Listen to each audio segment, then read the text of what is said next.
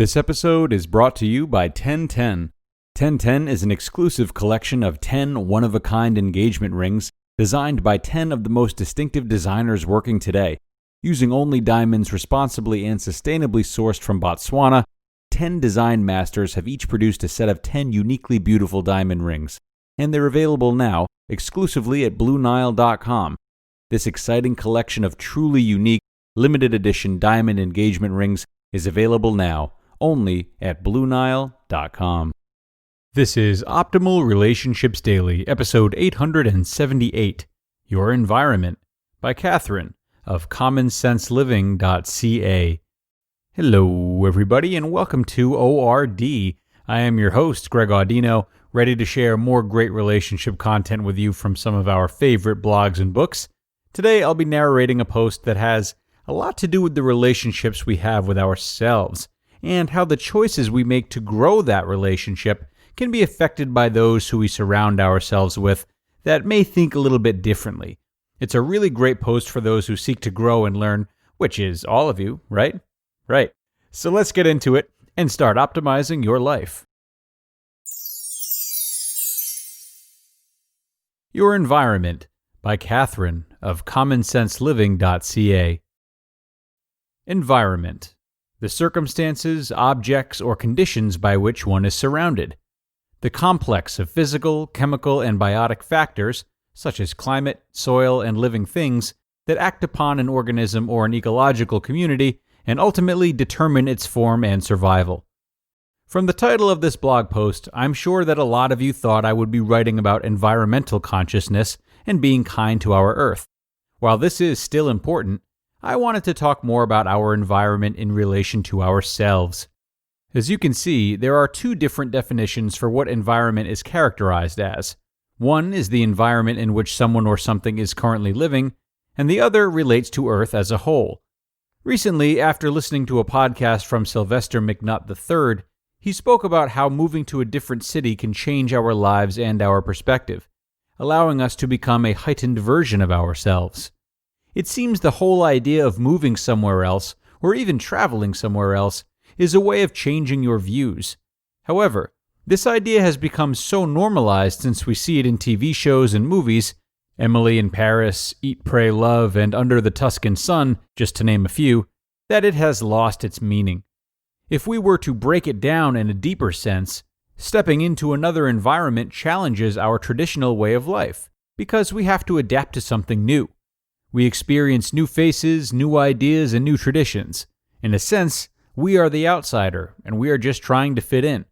Although this idea can be quite fear-inducing to many, it also provides an opportunity to redefine yourself. Some people may live in a small town and be known in a certain unfavorable way. They may be seen as the nerd or the jock, and that title would follow them around wherever they went. This could be a major reason why people want to escape their environment, because people judge you based on a past version of yourself.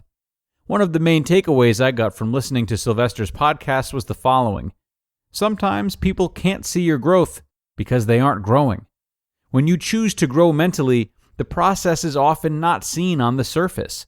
In a sense, people see what they want to see.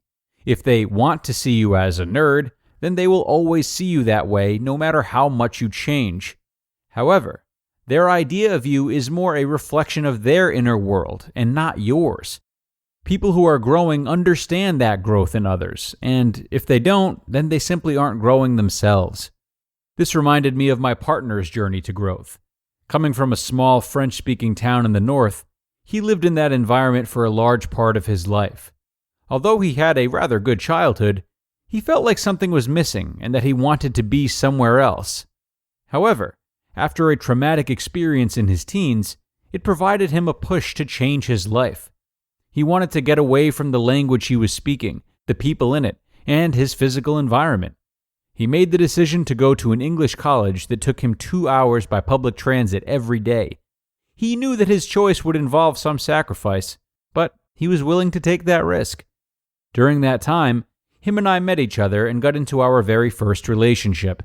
As you can probably guess, we have been together ever since and have stayed together for close to 9 years.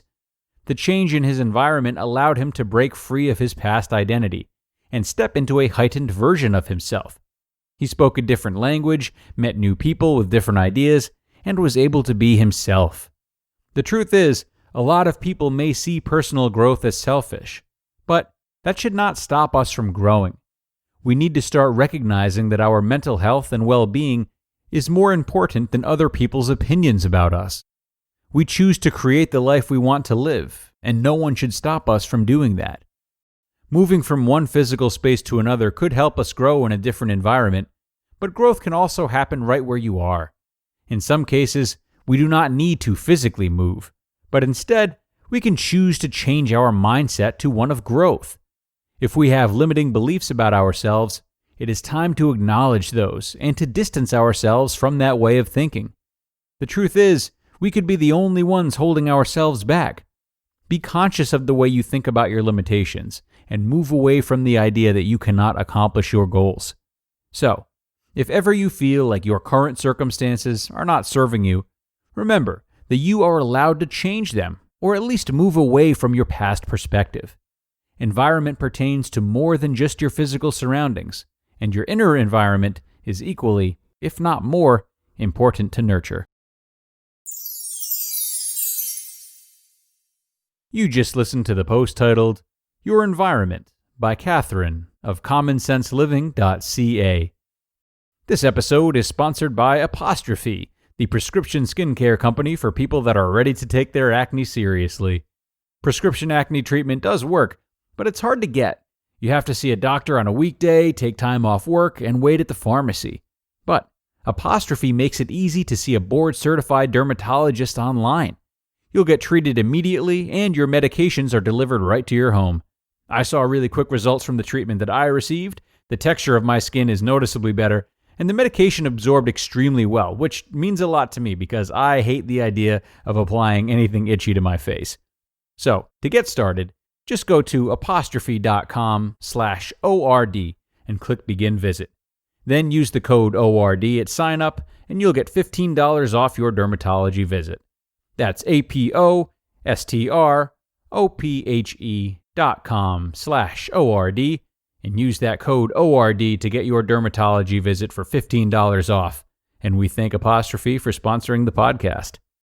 And we thank Catherine for a great post and a great reminder for those who may dare to dream and challenge themselves more than their peers. You know, self-growth, like anything, is not impenetrable to what those around us are doing. It can be a path that feels worthless or even guilt-ridden if we're on it alone, and spending time with others who don't understand it. So it can often be tempting to shun such people or call them, uncultured swine, but, that's only if you're feeling really snotty. But know that while changing one's environment is great for developing a new perspective, the thing is each environment has a lot of nuance and interesting things to offer, including the environment that you've spent much of your time in and maybe feel as though you already understand through and through. So see this as an opportunity to always learn and look for information between the cracks when it comes to those who you feel maybe aren't changing as much as you are. True growth and learning comes from understanding and respecting the values of all these people. And on that note, we are going to wrap up this Wednesday show, which I thank you all for joining me on. I will be back with you tomorrow to start the parenting leg of the week, everyone. So I hope you will stop in and continue to optimize your relationships tomorrow, where your optimal life awaits.